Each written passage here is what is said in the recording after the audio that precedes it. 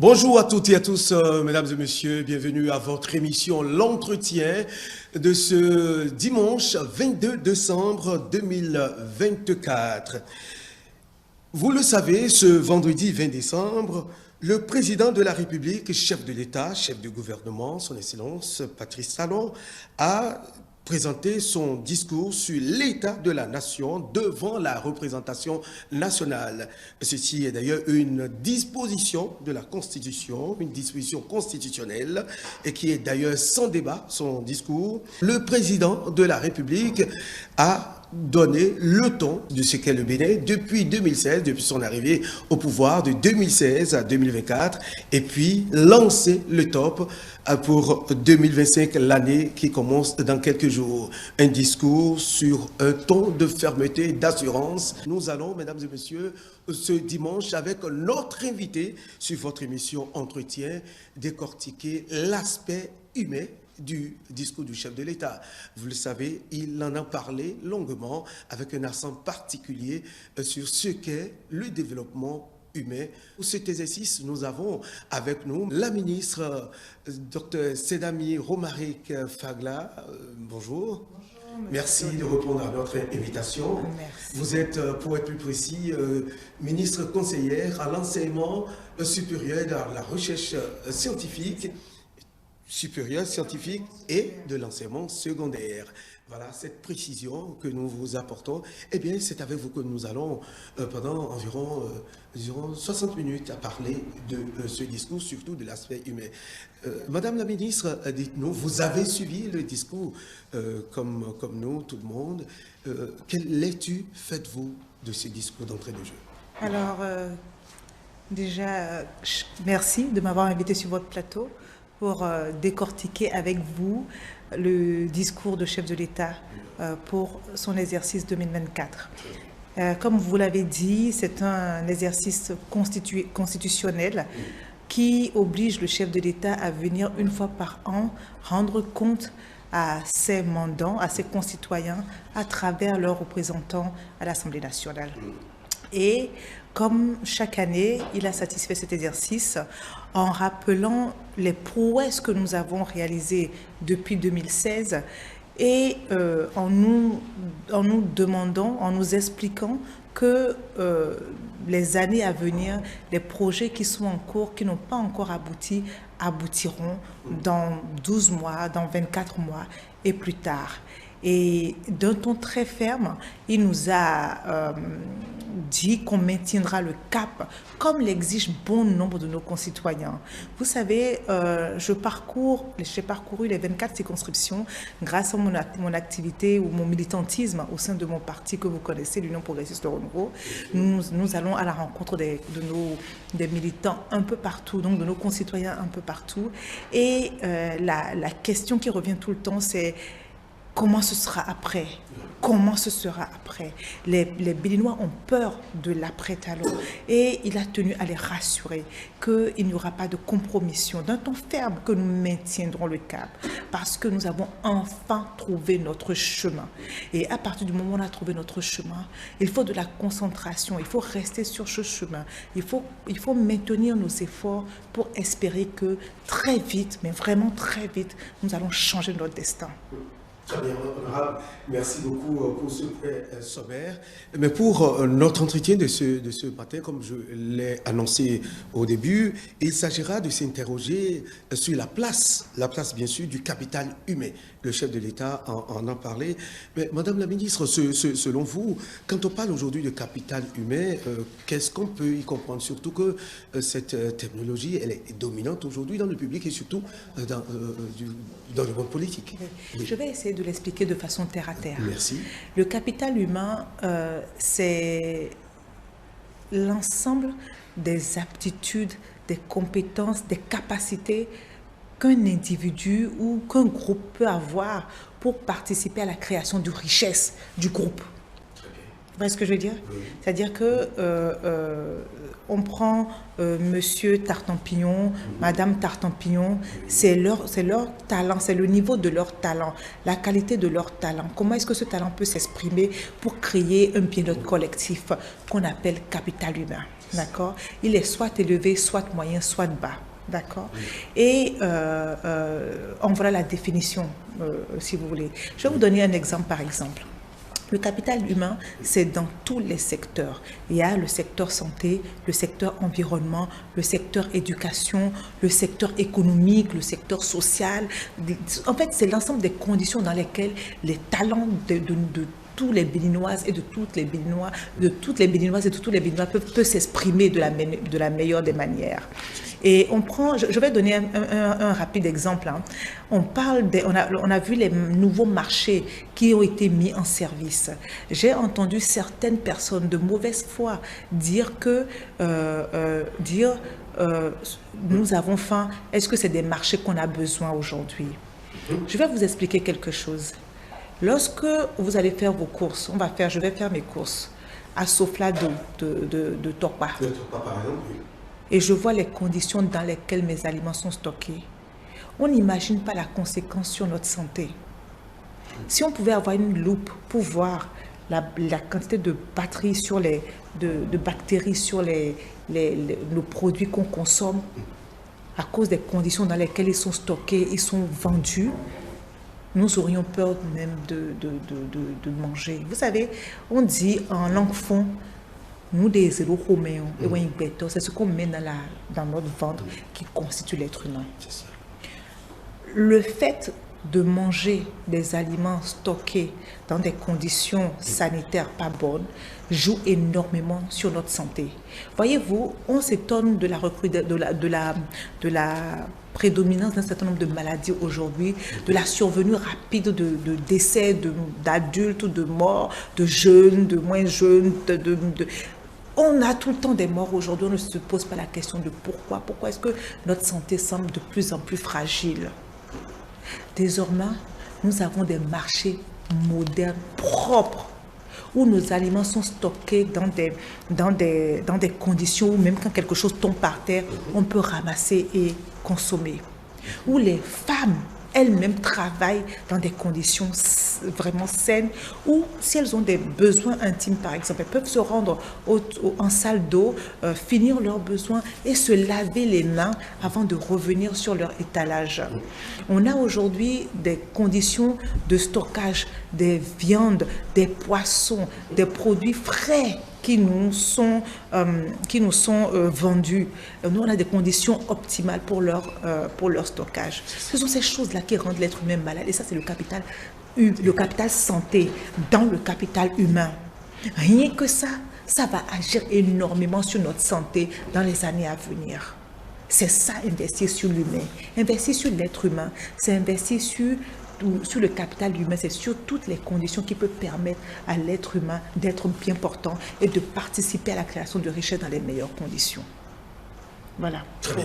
Alors, oui, madame, mais vu sous cet angle, pourquoi est-ce que les Béninois estiment qu'il ne faudrait pas, généralement, qu'il ne faudrait pas peut-être investir là, et surtout quand vous avez donné l'exemple des marchés qui sont construits, oui, c'est visible, c'est clair, et qu'il faudrait que c'est pas de ça qu'il faut, c'est pas ça que nous allons manger, c'est pas ça qu'il faut. Pourquoi est-ce que les Béninois ont ce sentiment sur vous? Parce que nous ne comprenons pas toujours que notre destin commun ne peut être changé que si nous nous portons bien, que si nous sommes bien éduqués et que nous sommes bien éduqués, nous sommes bien instruits, que si nous sommes bien soignés, que si nous pouvons exercer nos activités dans les meilleures conditions. C'est ainsi qu'on peut accroître notre capital humain et pouvoir participer en toute intelligence à la création de richesses de notre pays. Voyez-vous, si par exemple, je suis dans la fleur de l'âge et que je suis quand même, j'ai des talents par exemple, je suis un bon artisan par exemple, un très bon menuisier, et que du jour au lendemain, j'ai une maladie. Oui. On ne sait pas ce que c'est. On ne comprend pas comment c'est venu. Il n'y avait aucun signe qui pouvait prévenir de la survenance de cette maladie. Oui. Je ne peux plus exprimer mon talent de la même manière. Mais ça peut venir des aliments que j'ai consommés. On ne sait pas l'accumulation, ce que l'accumulation des conditions dans lesquelles nos aliments étaient stockés peut générer sur notre organisme. C'est cela. C'est très très important. Lorsqu'on parle de santé, c'est la santé du peuple béninois qui était en jeu. C'est notre santé collective qui était en jeu. Il faut commencer d'abord par travailler sur là où ce qu'on met dans notre bouche, dans nos ventres, ce que l'on consomme, d'où est-ce que ça vient, comment est-ce que c'est stocké, comment est-ce que c'est conditionné, comment est-ce qu'on entretient ça, dans quel lieu est-ce qu'on va acheter ça. C'est très très important pour les questions de santé et de santé publique. Très bien, Madame la Ministre. Avant de poursuivre notre entretien, nous allons faire recours au discours du chef de l'État en suivant un extrait de son message où il a mis l'accent sur le grand projet de supplémentation alimentaire, nutritionnelle à venir. Et il a longuement expliqué. Nous allons le suivre et revenir en studio. Monsieur le Président, honorables députés, viser plus grand et plus haut, au-delà des individus et des petits groupes, doit être aussi le leitmotiv de notre pays dans son ensemble. C'est cela qui va accroître nos performances, les densifier, les porter à l'échelle afin qu'elles impactent de plus en plus et durablement la qualité de vie. Pour y parvenir, nous avons besoin aujourd'hui et surtout à l'avenir de ressources humaines aptes, capables d'exploiter au mieux leurs capacités au service de la nation. Or, il est un fait que le retard de croissance affecte particulièrement les enfants au cours des 1000 premiers jours de leur vie, c'est-à-dire du 3e mois de gestation jusqu'à l'âge de 2 ans, période durant laquelle le cerveau de l'enfant se développe pour l'acquisition du potentiel cognitif nécessaire à la construction du capital humain. C'est pour cela que le gouvernement a initié le projet de supplémentation nutritionnelle des 1000 premiers jours qui vise à préserver nos enfants des préjudices irréversibles des carences nutritionnelles durant cette période et ainsi leur permettre de grandir en bonne santé avec la préservation de tout leur potentiel cognitif et intellectuel. Grâce à ce projet, dont la phase pilote est déjà en cours et qui sera bientôt généralisé dans tout le pays, nous fournirons gratuitement des suppléments nutritionnels aux femmes enceintes, aux femmes allaitantes et aux enfants de 6 à 24 mois. Mieux, les frais de consultation prénatale dans les centres de santé publics seront pris en charge par l'État pour faciliter l'accès aux suppléments nutritionnels au plus grand nombre de femmes enceintes ciblées par le projet.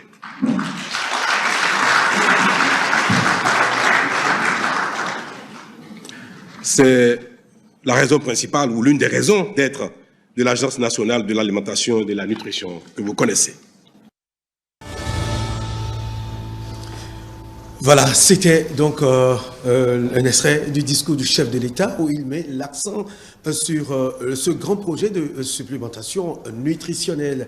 Madame la ministre, mais en quoi et pourquoi ce projet est si important, surtout que pour le développement humain, surtout que les Béninois pensent qu'il faudra investir sur les adultes plutôt que les enfants, alors que pendant que les Béninois, il y en a qui n'arrivent pas à trouver 2 repas par jour. Comment est-ce que vous l'expliquez? Comment expliquez-vous la force de ce projet?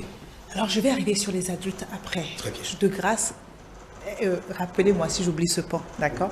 Mais je vais répondre d'abord sur les enfants. J'ai souvent entendu certaines personnes dire que oui, Patrice Talon, il fait beaucoup de choses, il fait bien, il construit des routes, mais il n'investit pas sur l'humain.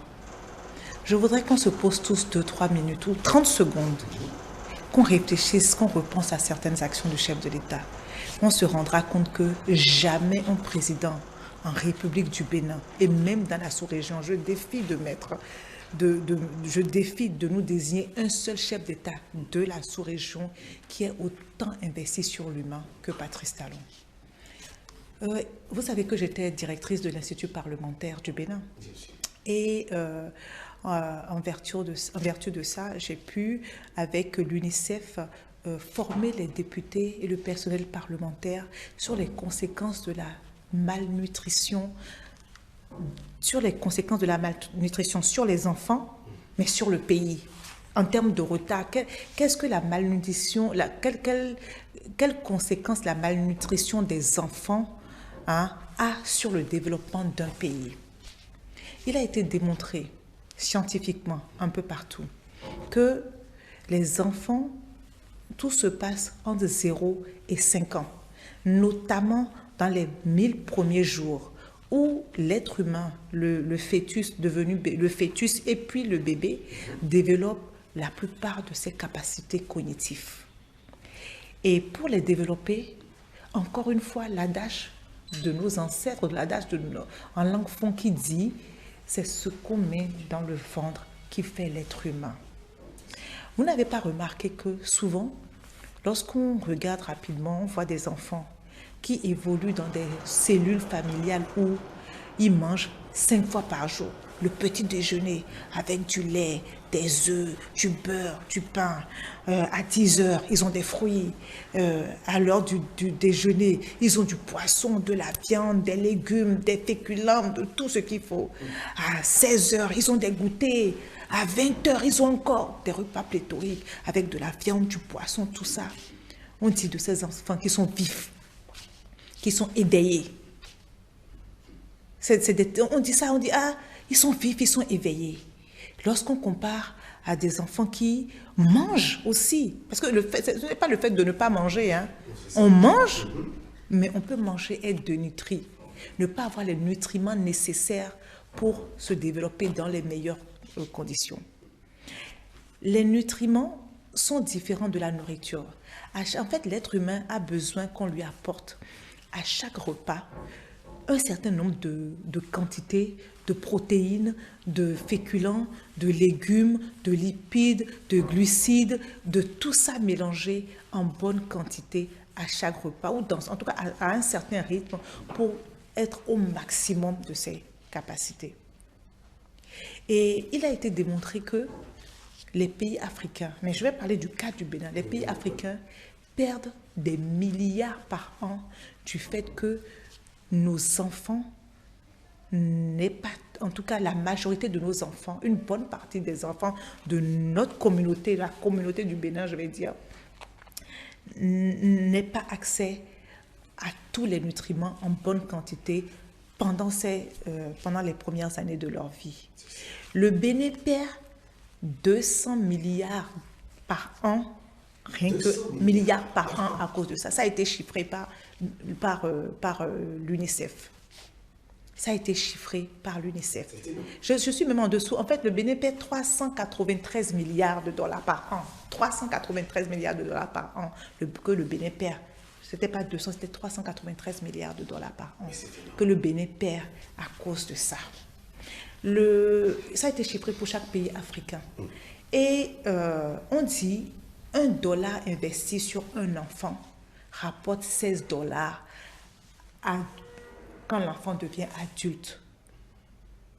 Alors, voilà un chef d'État qui dit, nous allons investir sur l'enfant depuis sa gestation jusqu'à ses 2 ans. Qui investit sur nos enfants n'a pas investi sur l'humain? C'est une question que je souhaite qu'on se pose. Et on rajoute à ça, donc les femmes allaitantes, les femmes enceintes, les femmes allaitantes, toutes les consultations prénatales. Voyez-vous, je disais la dernière fois, je faisais un débat avec des amies femmes, parce que j'ai une amie qui est enceinte et, en Europe, et je lui disais, vois-tu, tu es enceinte, mais dès que tu es enceinte en France, que tu vas chez ton médecin, chez ton gynécologue et qu'il constate la grossesse, il te pose une question, où est-ce que tu souhaites accoucher? Est-ce que tu as une idée? Si tu as une idée, c'est lui qui prend contact avec l'hôpital et avant la fin de la semaine, avant que ça n'atteigne une semaine, dans les 3 jours, l'hôpital t'appelle et te donne ton calendrier de rendez-vous jusqu'au jour de l'accouchement. Vous entendez ce que je dis? Il vous donne votre calendrier jusqu'à la fin de l'accouchement. Si vous dites non, je n'ai pas d'idée, je ne sais pas, faites-moi accoucher où vous voulez, ils choisissent pour vous le plus proche de votre domicile et on vous appelle dans les 3 jours. Vous êtes chouchouté. Lorsque vous avez vos rendez-vous prénatales, vous avez vos rendez-vous pour les échographies, vos rendez-vous pour rencontrer les différents médecins, les différents corps, l'anesthésiste, les sages-femmes, etc. pour vous expliquer comment les choses vont se passer. Et on vous suit au quotidien. Vous avez le numéro d'urgence que vous pouvez appeler dès que vous avez mal au ventre, dès que vous sentez quelque chose. C'est-à-dire qu'il y a un suivi rigoureux. Rigoureux. Et c'est ainsi qu'on fait baisser le taux de mortalité à la naissance. C'est ainsi qu'on fait baisser le taux de mortalité et de l'enfant et infantile et de la mère au moment de l'accouchement. C'est comme ça que les pays ont réussi. Donc, désormais, pour les femmes enceintes, les consultations prénatales seront gratuites parce que ça a un coût d'aller faire son échographie. Au Bénin, l'échographie coûte à un coût et tout le monde ne peut pas se l'offrir. Lorsqu'on fait l'échographie, lorsqu'on fait ces consultations d'ailleurs prénatales, on vous dit tout de suite les médicaments qu'on doit vous donner. Lorsqu'on fait les consultations prénatales, on vous dit tout de suite les médicaments qu'on doit vous donner. Il y a des vitamines que votre médecin vous donne tout de suite lorsque vous allez faire vos consultations. Et on vous donne de quoi suivre jusqu'à la fin de la grossesse. Désormais, ce sera le cas au Bénin. Les femmes auront leur calendrier, leur agenda de consultation prénatale jusqu'à l'accouchement. Qui investit sur les enfants, investit sur l'avenir. C'est chiffré. Je vous ai dit tout à l'heure que quand on investit $1 sur l'enfant, on récolte $16 en tant qu'adulte, sur l'adulte. La société récolte $16 multiplié par 16. On rajoute à cela. Donc, parce que, voyez-vous, c'est toute une action. Il faut voir la chose de façon holistique.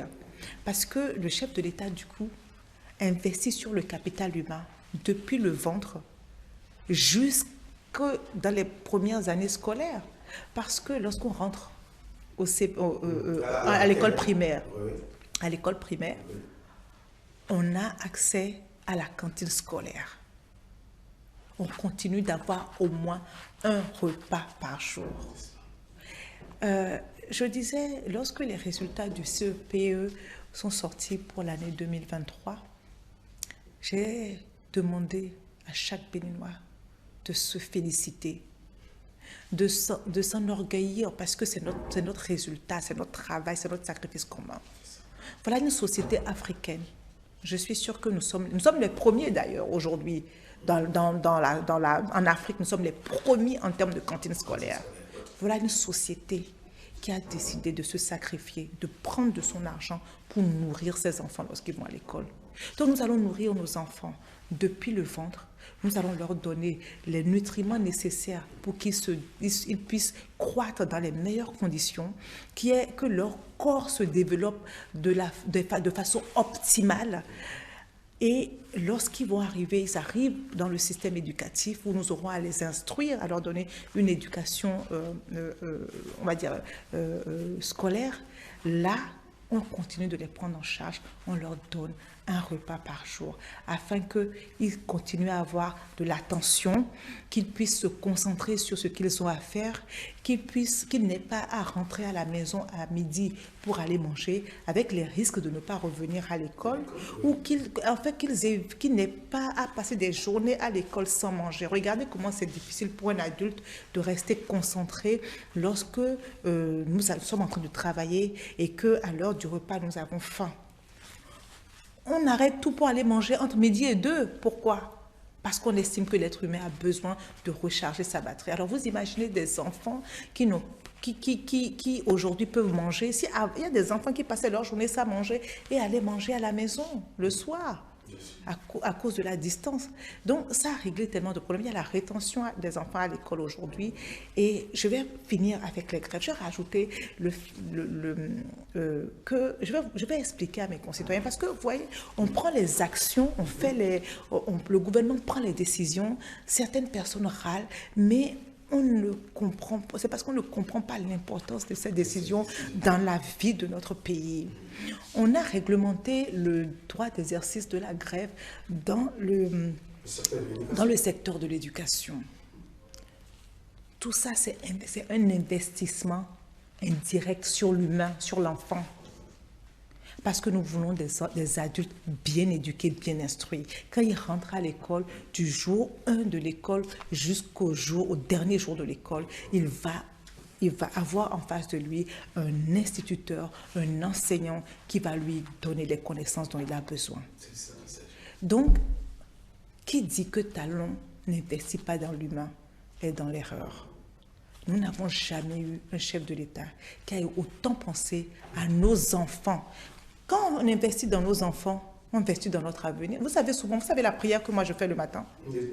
Quand je me lève le matin, je demande à Dieu de donner à mon enfant la santé, la chance, toutes les bonnes choses qu'une mère peut espérer pour son enfant. Et qu'à moi là, il n'a qu'à juste donner la santé, je m'occupe du reste. Parce que nous souhaitons le meilleur pour nos enfants. Ce sont nos enfants qui sont la garantie de notre continuité dans le monde. Puisque nous savons que nous allons finir. Mais c'est parce qu'on a des enfants qu'on se lève le matin, qu'on fait des efforts. Et pour moi, il est plus important d'ailleurs que mes enfants soient dans des conditions meilleures que moi, aient accès aux meilleures choses que moi. Je ne sais pas si vous voyez ce que je veux dire. Donc, nous investissons énormément dans nos enfants aujourd'hui. Je dis souvent, ce que je dis, ce n'est pas du tout péjoratif, hein, mais moi, je suis arrivée à l'Université du Bénin en 2013 et j'ai vu le niveau des apprenants. Des apprenants qui sont sortis du système éducatif émaillé de grève avant 2016. Je les ai eus à l'université. Ce n'est pas du tout de leur faute. Mais lorsque dans l'année, vous avez un tiers de votre temps à la maison, vous avez la moitié du temps à la maison, ça ne peut donner que le résultat qu'on a à l'université. Des apprenants qui arrivent et qui ne savent pas lire le français, qui ne savent pas écrire le français, qui ne savent pas formuler des phrases. Normalement, à l'université, on reçoit des apprenants qui sont déjà à un certain niveau, débarrassés d'un certain nombre de choses. Ce n'est pas le cas. Je dis, j'ai hâte de recevoir les apprenants, on les reçoit déjà d'ailleurs, les apprenants qui ont fait 6 ans sans grève, on a commencé à les recevoir. Ça n'a rien à voir. Ça n'a rien à voir. C'est ça, investir dans l'humain et investir dans l'avenir. Très bien. Et par rapport à la santé, avec aussi du côté de la santé.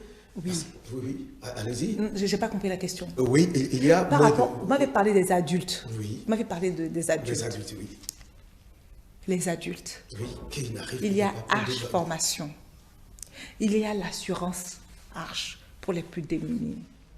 Il y a les transferts monétaires aux femmes vulnérables, aux femmes les plus pauvres, aux familles les plus pauvres parmi nous.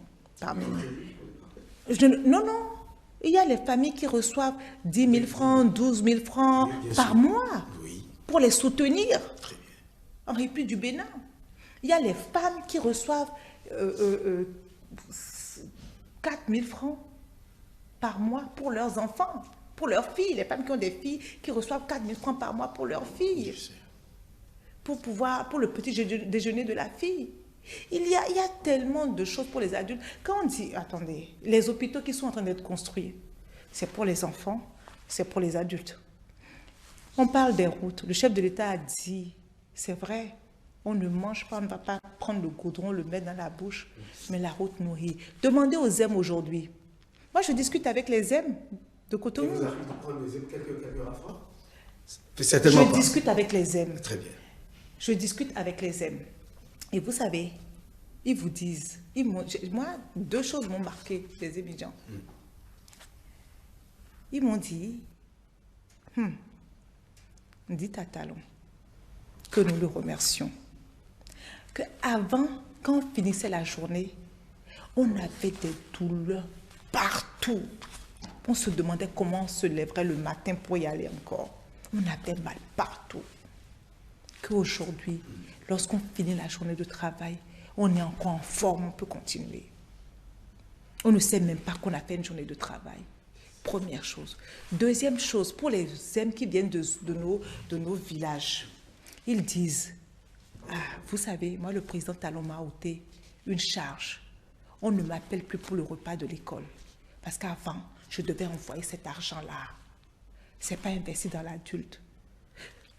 Le fait que le ZEM souffre moins dans l'exercice de sa fonction, dépense moins d'argent pour entretenir sa moto, puisse avoir davantage d'argent et moins de charges par rapport à la nourriture de son enfant à l'école. Ce n'est pas investir dans l'adulte.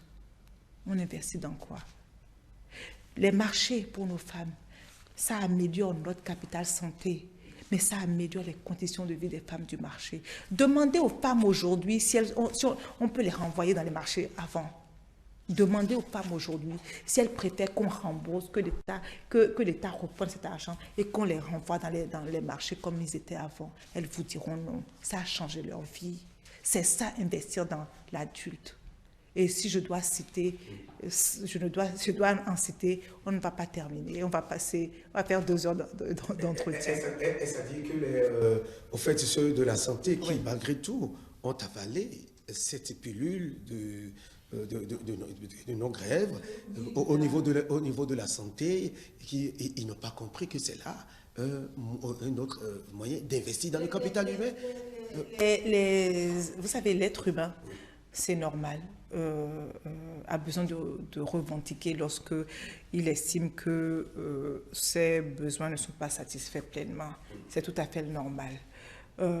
Personne ne peut aller contre ça. Mais lorsque ça met en danger la vie de nos concitoyens, un État responsable est obligé d'agir. Surtout dans un pays comme le nôtre, où on n'a pas 10 000 choix, où on n'a pas, la couverture n'est pas optimale, on ne peut pas laisser le peu qu'on a mettre en danger la vie de nos citoyens. Voyez-vous, on a eu des situations incroyables au Bénin. Les Béninois ont oublié. Parce que je dis qu'on a satisfait un besoin, on en veut, on pense à un autre et on veut satisfaire l'autre. On oublie qu'on avait déjà il y avait quelque chose qui manquait. Mais vous savez, il y a eu des drames dans ce pays. Et les médecins prêtent un serment avant de démarrer l'exercice de leur fonction, ils prêtent un serment où ils disent que quelles que soient les conditions, ils n'abandonneront jamais un être humain. Donc il y a eu des drames, on ne va pas revenir là-dessus. On a conjugué cela au passé, mais les Béninois doivent comprendre que même ça, c'est investir sur le capital humain, et sur l'adulte. Voyez-vous, moi, je me soigne dans nos hôpitaux publics. Moi, je suis au CNHU. Je me soigne tout le temps. Tous mes médecins sont au CNHU. Mais c'est les meilleurs. Ce sont les meilleurs. Nos médecins sont dans les plus grands hôpitaux en Europe, en France et partout dans le monde. Nous avons les meilleurs médecins. Et ils sont aujourd'hui disponibles. Moi, je me soigne au CNHU. Je n'ai pas de cabinet médical, je n'ai pas de médecin qui a... Moi, si tu n'es pas médecin au CNHU, tu n'es pas mon médecin. On a les meilleurs aujourd'hui. On a le plateau. On n'a pas le plateau à 100%, mais on a ce qu'il faut pour nous soigner aujourd'hui. Et ça, c'est investi dans le capital humain aussi.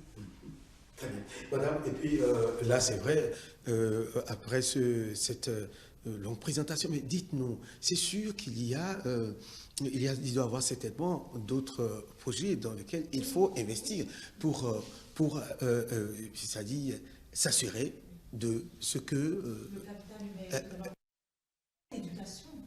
Il y a l'éducation. Et vous avez vu tout ce qu'on a fait dans le secteur de l'éducation. Vous savez que nous sommes en train de planifier la construction. Nous avons planifié déjà la construction de 30 lycées techniques. Et il y a des lycées scientifiques qui vont sortir et l'école normale, une école normale d'enseignement de sciences qui va sortir également. D'accord ? Pourquoi? D'abord, ça aussi, c'est investir dans l'humain. J'ai dit que le capital humain, il y avait la santé dedans, il y avait l'éducation également. Parce que lorsqu'on a mis en place toutes ces conditions, il faut également éduquer, s'assurer de la qualité de l'éducation de nos enfants. Et effectivement, le gouvernement n'a fait que cela depuis 2016. Investir pour améliorer la qualité de l'éducation que nous donnons à nos enfants dans nos écoles, notamment à travers la réorganisation même de l'enseignement, le fait qu'on ait des AME qui ont fait des concours et qui ont ensuite, une fois qu'ils sont retenus, qui sont formés, reçoivent des formations avant d'aller en situation de classe. C'est déjà un investissement dans l'éducation. Parce que si l'apprenant est de bonne qualité, en tout cas de qualité acceptable, il va donner le meilleur de lui-même à nos apprenants, à nos enfants. Donc ça, c'est déjà un investissement. Mais on s'est également rendu compte que, voyez-vous, nous avons nous avons un désamour pour les sciences au Bénin. La plupart de nos jeunes, après l'école, vont en histoire géo ou en espagnol, dans des matières où le besoin n'est pas aussi grand que ça. Et les matières scientifiques sont délaissées. Or, le Béninois, lorsqu'il va à l'extérieur, il fait beaucoup de sciences. Lorsqu'on parle des médecins, moi j'ai rencontré sur mon parcours des physiciens, des chimistes béninois. Aujourd'hui, c'est des Béninois. C'est un Béninois qui est en train de faire la recherche de traitement de cancer la plus prometteuse aujourd'hui. C'est un Béninois. C'est un Béninois. C'est un Béninois qui aujourd'hui fait les robots pour soigner les enfants. C'est un Béninois qui fait les meilleurs robots au monde pour soigner les enfants. C'est un Béninois. Ça veut dire que nous avons les capacités, si nous sommes bien éduqués, nous pouvons contribuer de façon extraordinaire. Et il nous faut des scientifiques. Nos enfants manquent de professeurs de maths, de professeurs de physique-chimie, de professeurs de biologie. Donc, non seulement il faut des lycées pour que nos enfants puissent aller, des lycées spécifiques, dans ces matières, spécialisés dans ces matières, dans l'enseignement de ces matières, pour nos apprenants, mais aussi pour former les enseignants qui iront leur donner l'instruction. Les écoles techniques qui sont déjà planifiées, pour lesquelles le budget est déjà disponible depuis des années, ont connu un peu de retard. Mais le chef de l'État nous donne l'assurance que nous aurons au moins à la rentrée scolaire 2025-2026 certains lycées déjà fonctionnels. Il y a eu, vous voyez, le monde est rentré après Covid-2019 dans une période très difficile que nos concitoyens n'arrivent pas à bien mesurer. On pense que c'est seulement le Bénin. Non, ce qui se passe au Bénin n'est pas du fait de Patrice Talon.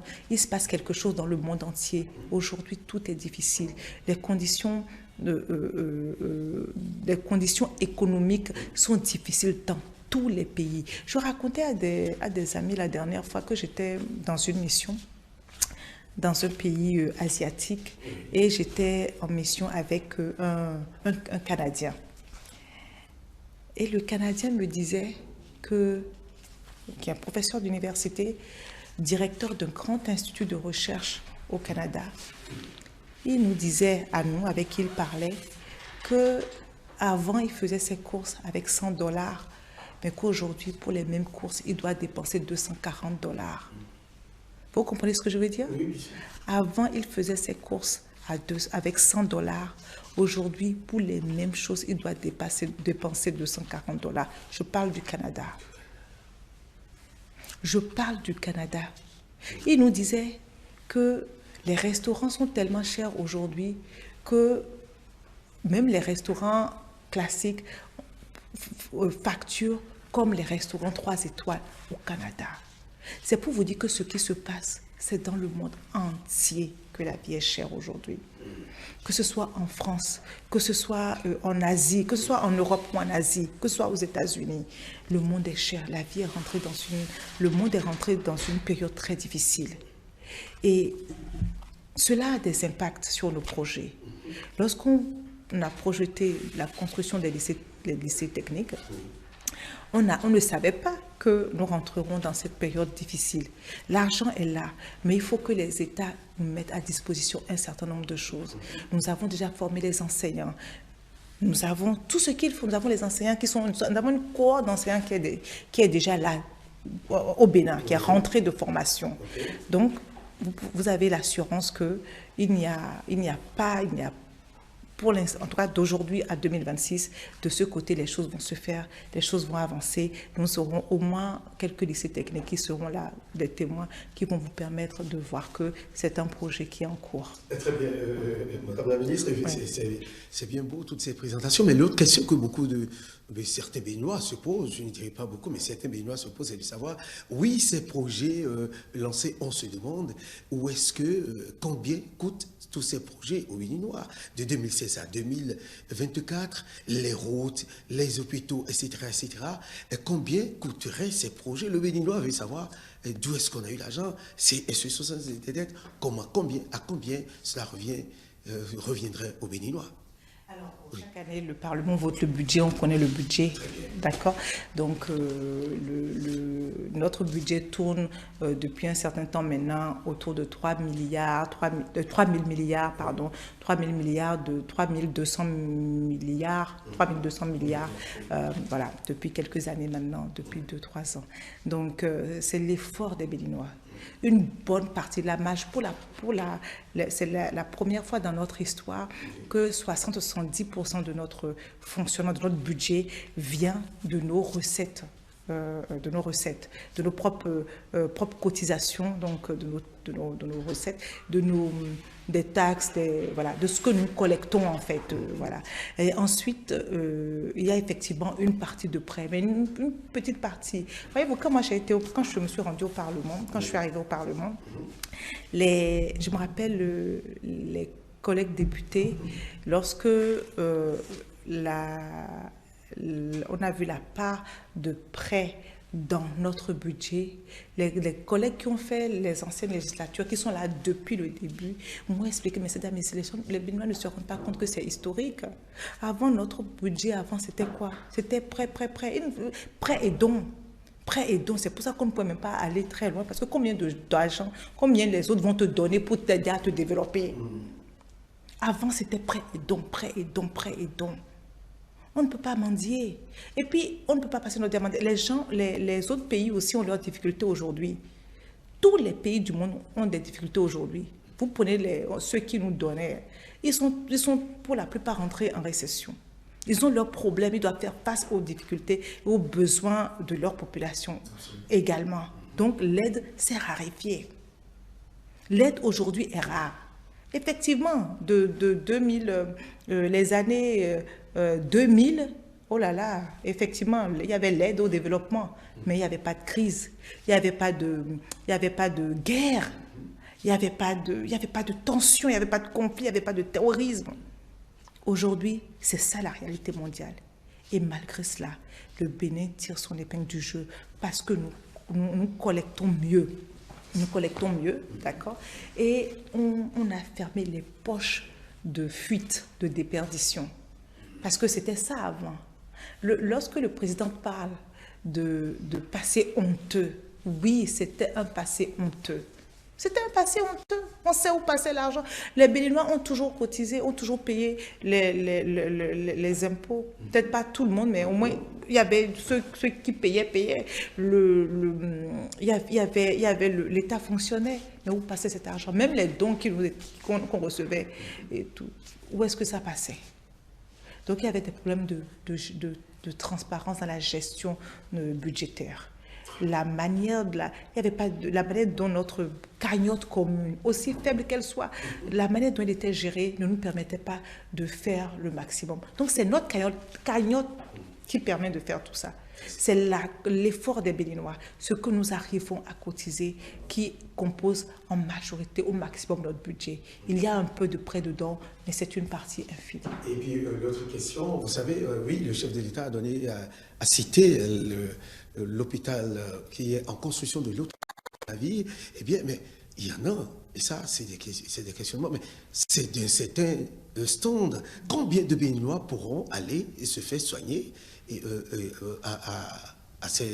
dans cet hôpital de Calavi, par exemple? Beaucoup de Béninois se posent. C'est vrai, c'est cité en exemple, mais combien de Béninois pourront y aller et se faire soigner? Ça reste un hôpital public. On n'a pas dit que c'était un hôpital privé. Donc ça reste un hôpital public et ce sera soumis au régime des hôpitaux publics. Donc c'est à la disposition de tous les Béninois. Les catégories qui ont qui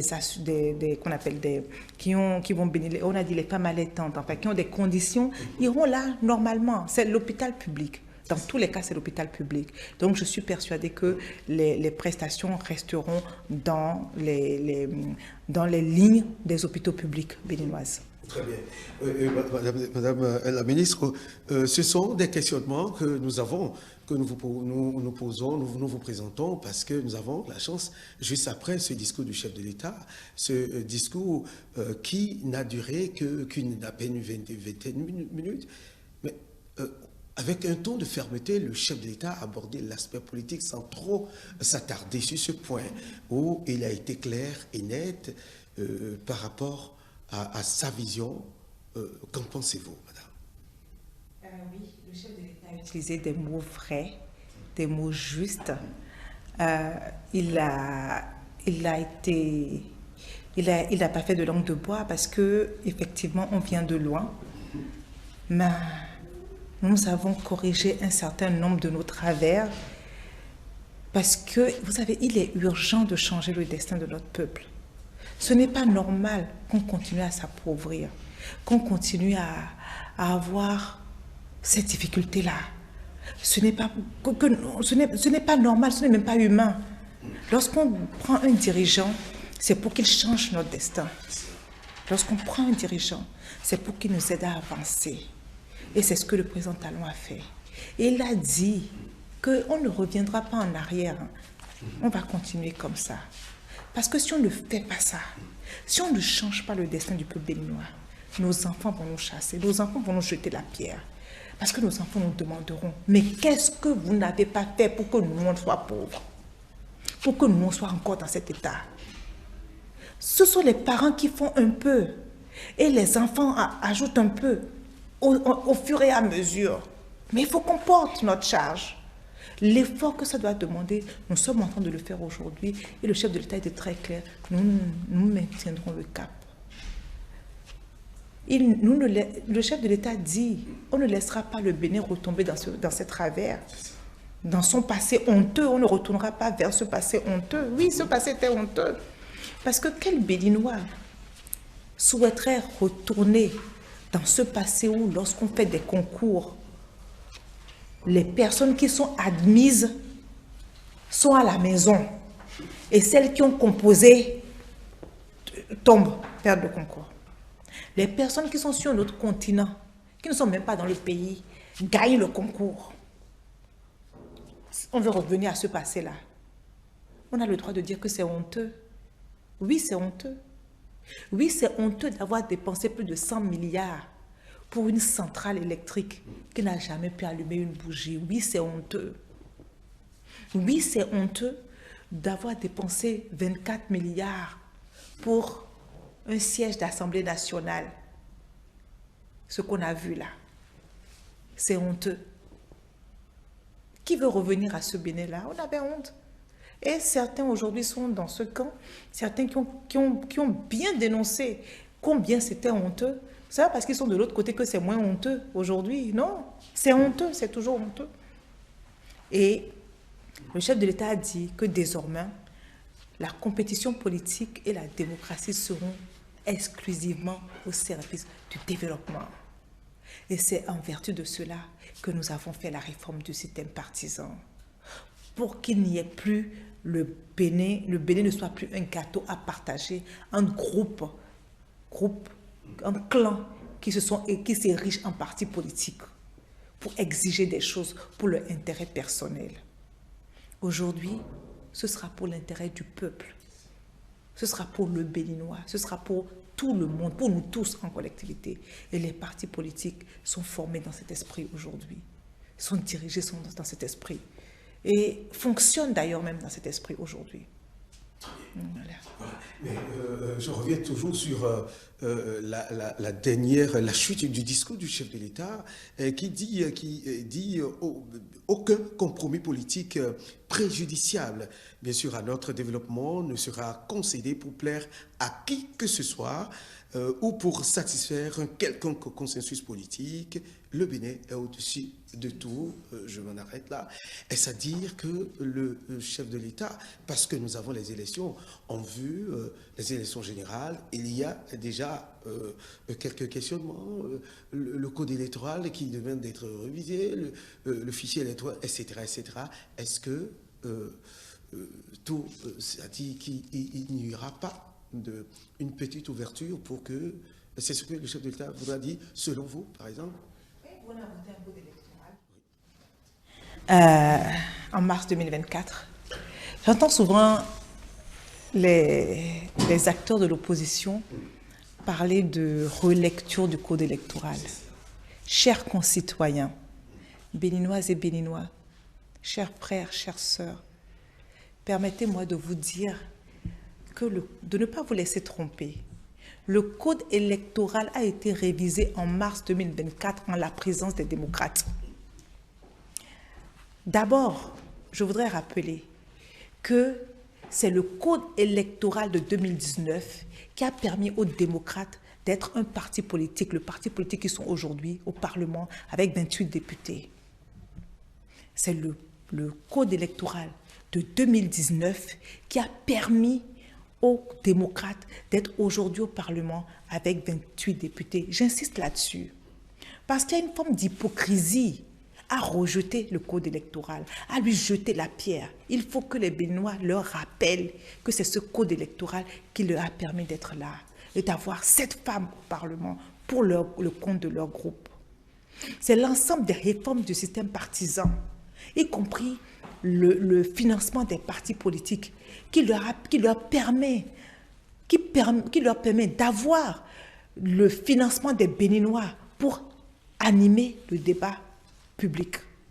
Donc lorsqu'ils fustigent les réformes du système partisan, les tests qui font la réforme du système partisan, c'est honteux. Et je voudrais leur rappeler que le statut de l'opposition fait partie de ce package-là de réforme du système partisan. D'accord?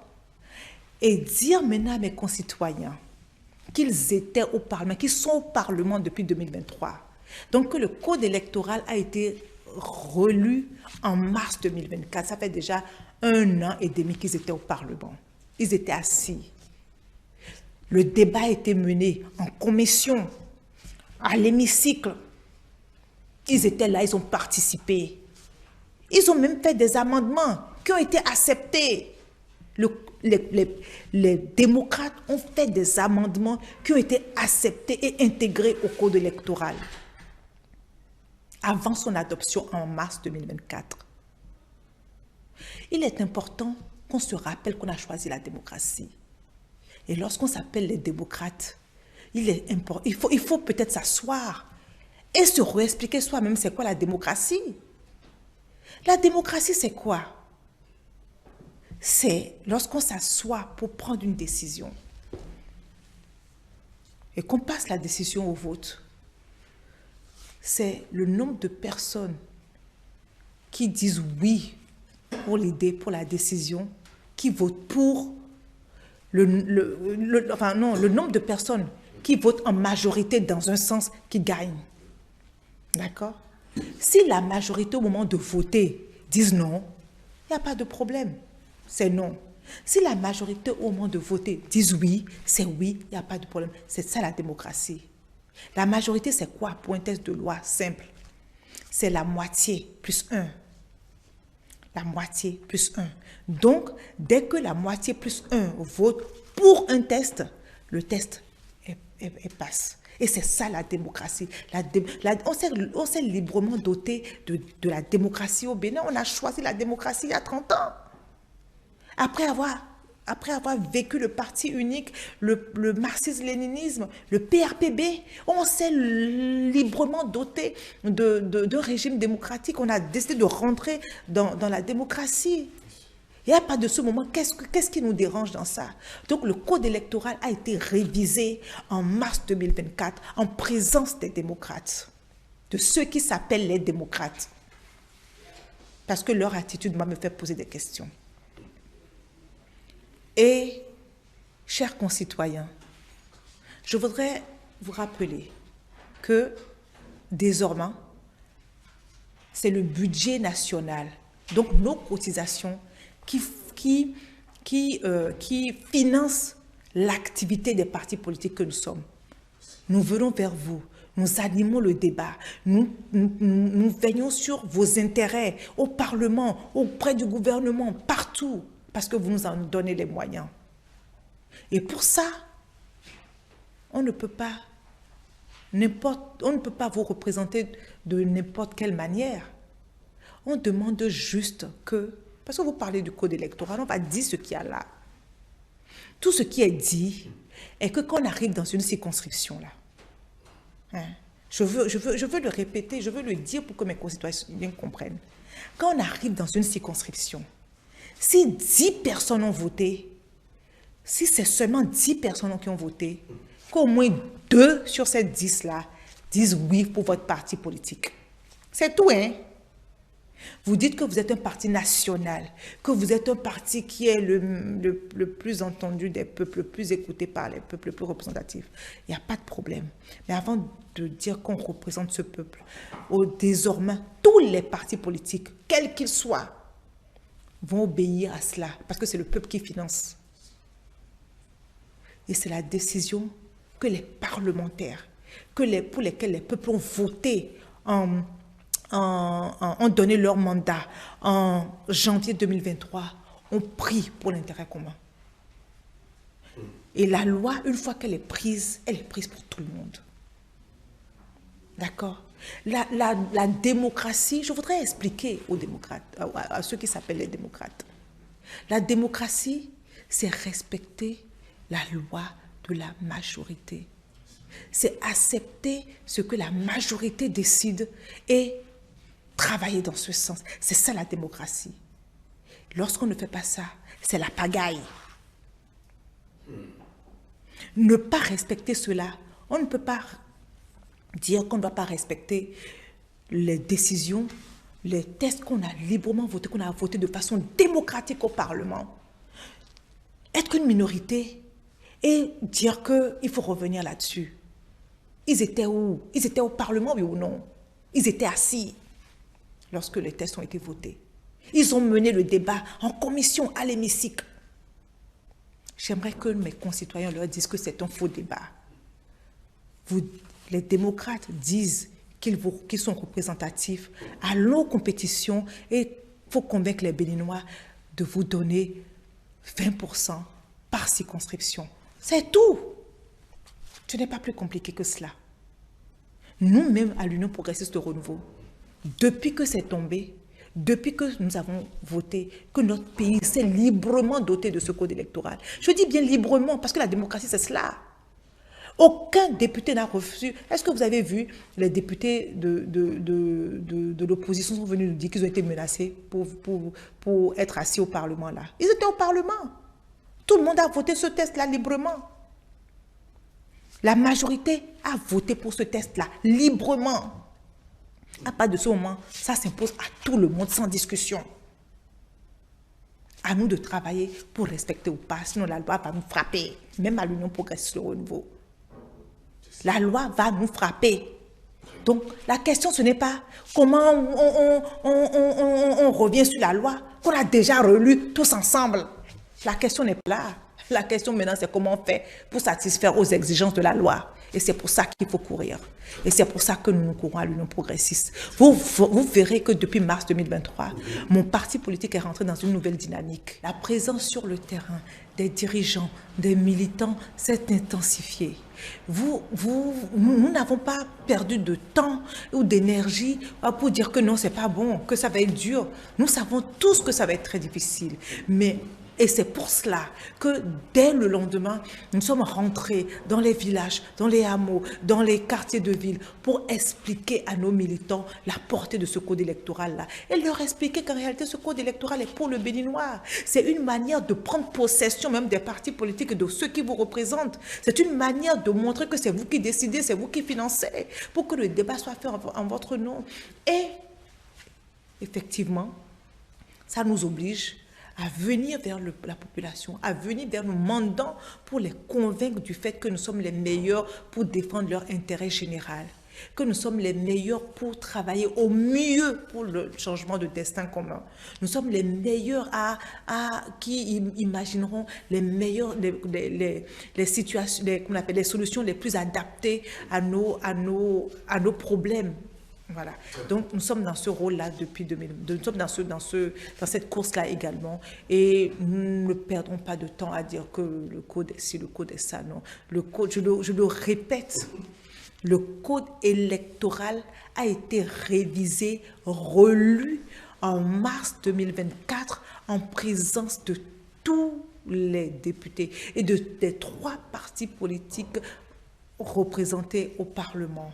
Il y avait des parlementaires UP, le Renouveau, les parlementaires du Bloc républicain et les parlementaires du Parti des démocrates.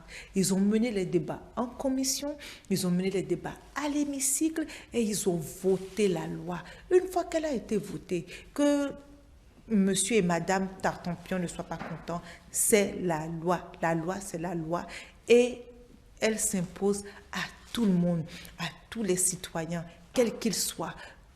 Voilà.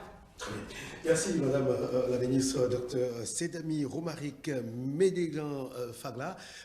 Depuis, vous êtes nommée ministre conseillère en charge de l'enseignement supérieur et de la recherche scientifique et secondaire. C'est la première fois que nous vous recevons. Nous avons cette chance de vous avoir. C'est l'occasion de vous demander, Madame la ministre, mais beaucoup s'interrogent, et ça a créé quelques remous d'ailleurs, de ces nominations. Mais rappelez-nous, quel est en réalité votre rôle, si je prends le cas, votre cas par exemple?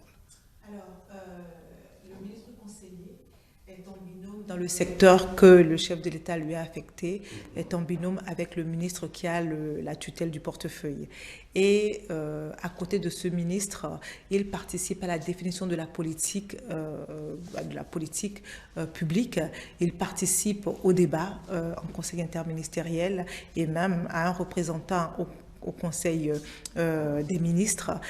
Il participe à la définition même des actions du gouvernement auprès de nos concitoyens.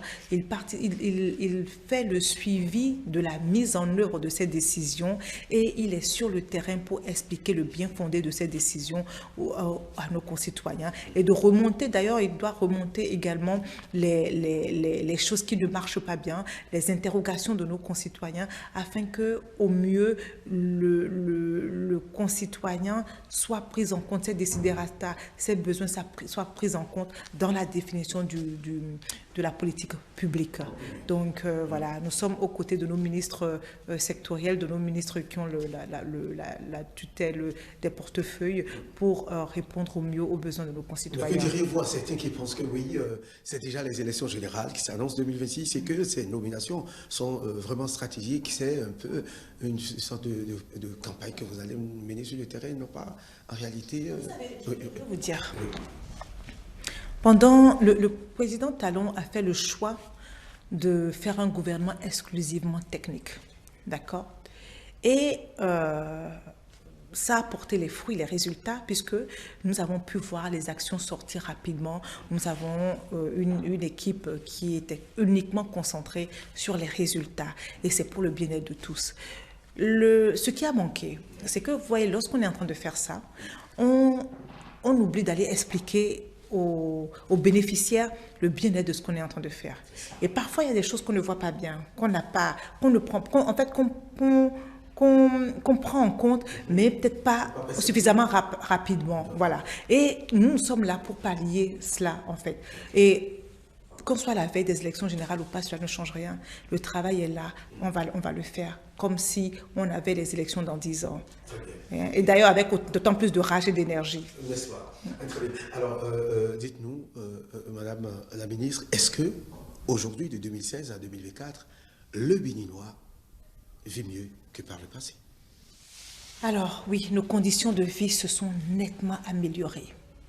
D'abord, je voudrais vous dire que nous sommes sortis en 2016 d'une décennie d'exercice de pouvoir par un certain groupe avec un taux de croissance de 1,8%.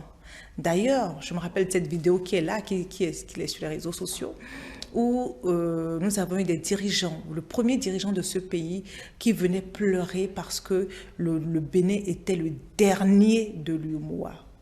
Le Bénin était le dernier de l'UEMOA. Dans des conditions où, dans une période où le monde était vaste, où la globalisation était là, où il n'y avait pas de défi, il n'y a pas eu de pandémie, il n'y avait pas de guerre, le Bénin est tombé aussi bas.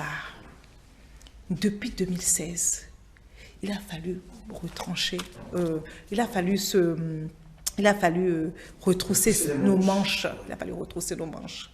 aller au charbon, nous réorganiser, revoir comment le peu d'argent qu'on a, comment on le collecte, comment on s'assure que le peu d'argent qu'on a aille travailler pour le Béninois, pour les Béninois, pas pour les individus, pas pour un individu ou un clan.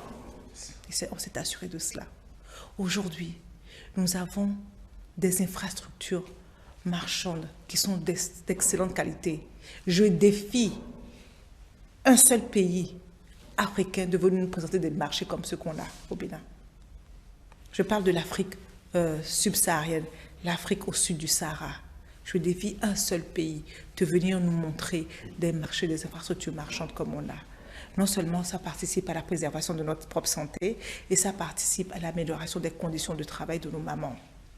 Nous avons des infrastructures routières qui sont aujourd'hui plébiscitées dans le monde entier. Je vous dis, le chef de l'État l'a dit, et c'est vrai. Aujourd'hui, les gens parlent de la qualité de route talon. Vous savez comment les M appellent ça? Ça a même un nom. Les M m'ont dit ça. Qu'est-ce qu'ils vous ont compris? Ils appellent ça épaisseur. Et ils font comme ça, épaisseur. C'est épaisseur. Tout le monde réclame ça.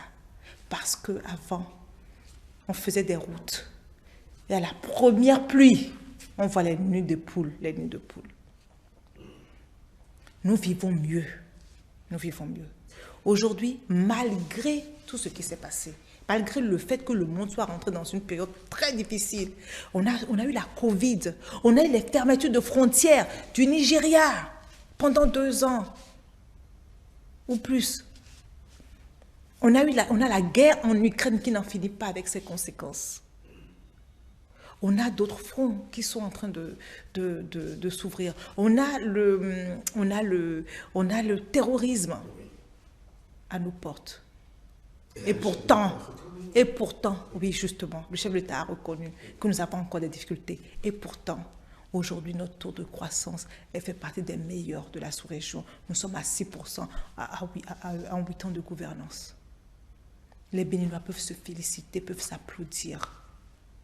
Nos enfants mangent à l'école, tout le monde nous envie ça. 1 fois par jour, nos enfants mangent à l'école. C'est nos efforts collectifs. Nos enfants vivent mieux. Les bénéficiaires des filets sociaux aujourd'hui, les filles qui reçoivent de l'argent pour le petit déjeuner à l'école, les familles les plus démunies qui reçoivent 10 000 francs par mois, le programme PSE pour les jeunes qui ont un niveau d'études, maîtrise licence dans les entreprises et qui ont des salaires payés par l'État allant de 200 à 400 000. Les jeunes qui, grâce à Azoli, ont du travail à Glodjibé, ce sont nos enfants qui ont du travail. On aurait préféré qu'ils soient au chômage. Les apprentis, les artisans qui sont placés, nos jeunes apprentis ou artisans qui sont placés auprès des artisans et qui ont un salaire par mois et dont la formation est gratuite pendant 6 mois, entre 6 mois et 1 an. Ce sont nos enfants. Leurs conditions s'est améliorées.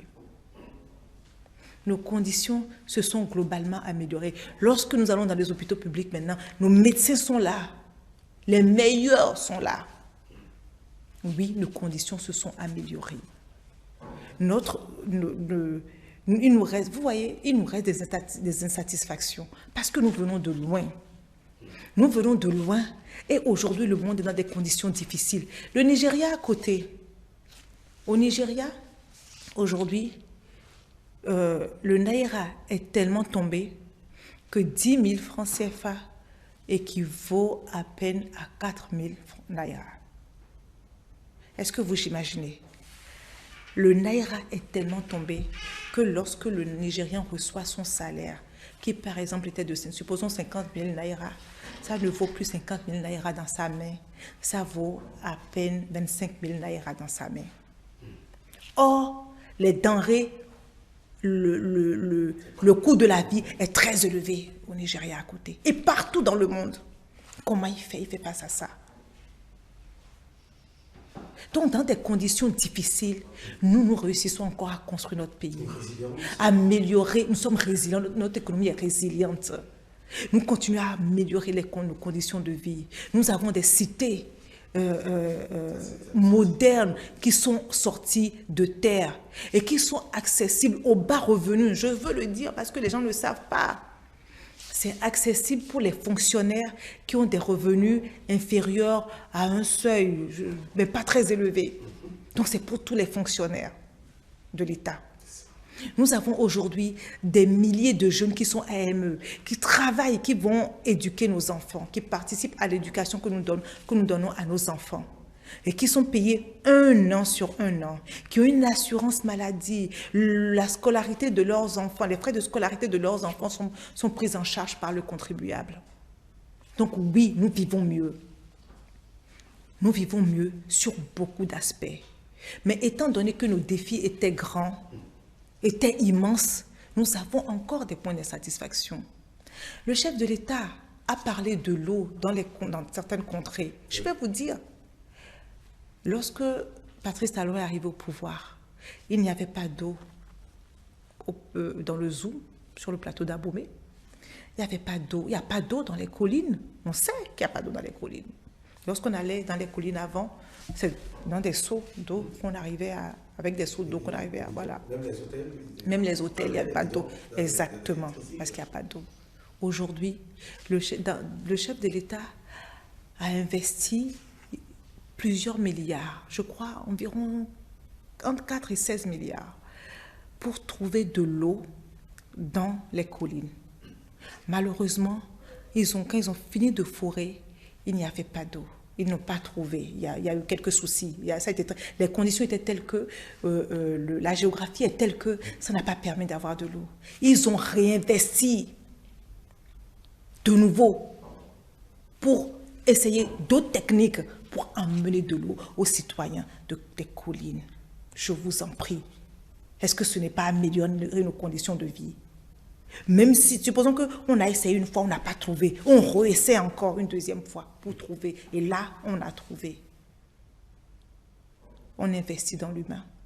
On investit dans le capital humain.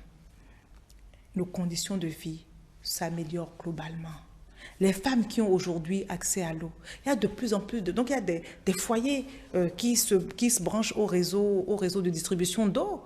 Leurs conditions de vie s'est améliorée. Il y a des zones qui sont électrifiées aujourd'hui qui ne l'étaient pas. Lorsque le gouvernement Patrice Talon a pris le pouvoir, aujourd'hui, ces zones sont électrifiées. Oui, nos conditions se sont améliorées. Nos conditions se sont améliorées sur tellement de points que si on doit en faire la liste, on n'en finirait pas. Je voudrais tout simplement dire à mes concitoyens qu'il est difficile de construire sa maison.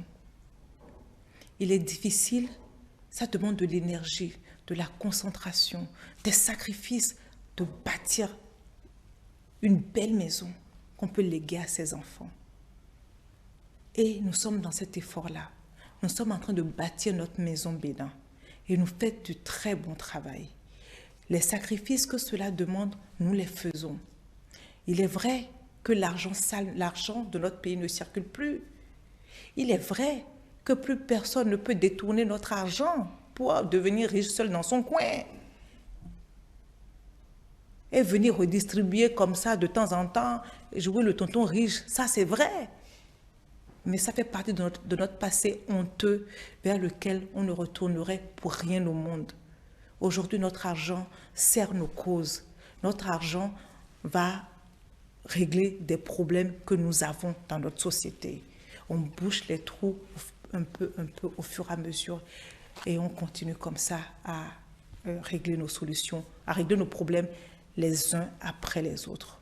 On règle nos problèmes les uns après les autres. Il nous faut juste de la patience, du temps et nous sommes suffisamment résilients aujourd'hui pour cela, pour garder espoir. Merci, Madame la ministre conseillère, Dr Sedami Romaric Médégan-Fagla, ministre, donc je le disais tantôt, conseillère à l'enseignement supérieur et à la recherche scientifique et secondaire. C'est avec vous que nous, merci, et de l'enseignement secondaire bien sûr. Oui, allez-y. À l'enseignement supérieur et à la recherche scientifique et à l'enseignement secondaire. Très bien. Merci, Madame la ministre. C'est avec vous que nous avons passé ce temps d'analyse du discours du chef de l'État, surtout l'aspect humain, quelle place pour le capital humain, c'était la question qu'on s'est posée. Et avec vous, nous avons eu des éléments de réponse avec comme élément de travail, le discours du chef de l'État tenu le vendredi 20 décembre dernier devant la représentation nationale. Mesdames et messieurs, merci de nous avoir suivis. L'émission Dimanche Politique se poursuit. Retrouvez-nous de toutes les façons sur l'ensemble de nos plateformes digitales, sur notre site internet www.etelebene.com, notre page Facebook Etélé en direct, notre compte Twitter Etélé Live, notre chaîne YouTube Etélé Béné en direct via notre application iOS et Android Etélé Béné. Etélé avec vous, pour vous.